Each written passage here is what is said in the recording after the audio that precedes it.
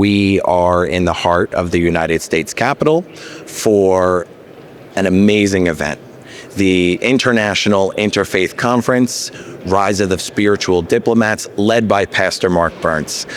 Firstly, thank you so much for coming. Thank you so much for inviting me, and thank you, of course, to Pastor Mark Burns.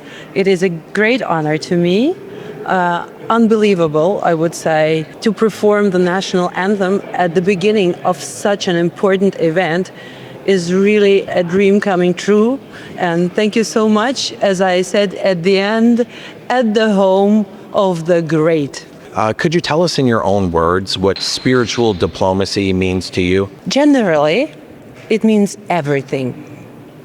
A man is woven by the Creator in the image, but likeness is something to be achieved. And the spiritual fundings in your soul, inside of you, this is something that makes you achieve these likeness.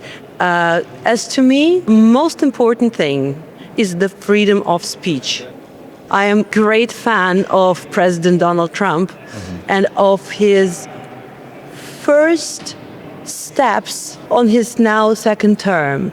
As he said, that the freedom of speech is the most important thing. As to me, there are many people who, in the world, I'm not saying about the United States, who are slightly afraid, out of different reasons, to speak freely. Would they have that, what should I say, bravery in a way? Yeah. I think that many things would be better in the world. Since that, a conference of that kind, where Pastor Mark Burns gives us the spirit of this bravery, is really inspiring. I'm sorry for using the word twice, but this is the thing I want to say, and I want to thank you for it. Yeah. I think that kind of things, the bravery and the freedom of speech, which is so important, would that work throughout the world, everywhere, without silencing those who are inconvenient. That's the most important thing. Yeah. And we should be brave in speaking out the truth. If we could project ourselves into the future a little bit, how do you see faith and civic communities working together to make the overall society a flourishing one? Generally, many people believe in their hearts, and they're doing it in a way, intimate. Sure. And a conference of that kind inspires you to make it more openly, to feel free as a society. Everyone, especially in Ukraine, dreams about peace. To get it done, we have to help President Trump and his efforts. Everyone, as just said Pastor Mark Burns, everyone is commissioned in a way to stand and help. It's a great mission, and I'm happy to be, what should I say, a little tiny part that would be helping to achieve peace. And how do you think faith and civic leaders can help translate dialogue into meaningful action for this very peace and freedom? I think that my two answers before are in a way to explain that. The bravery of speaking freely, the power also of a man who is committed to say the truth in any circumstances.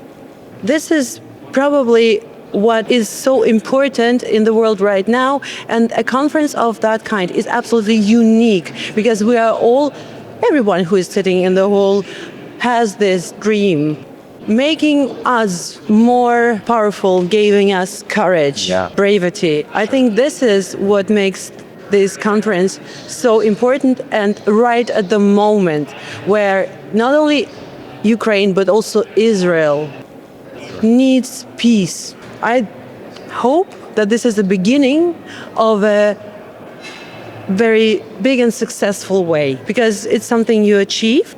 Even if it's achieved, peace, you have to struggle and fight to keep peace flourishing. And that's I think the mission of the project. Yeah. It's like a process that we all have to partake in All the time. using your voice, like you said, being confident and having that bravery to do that. And ultimately, hopefully, as an entire society, we can relate to each other on a human level instead of some of the barriers that we may bring to the table sometimes. So thank you. Everything we have gives us God, and the power and the courage and everything else.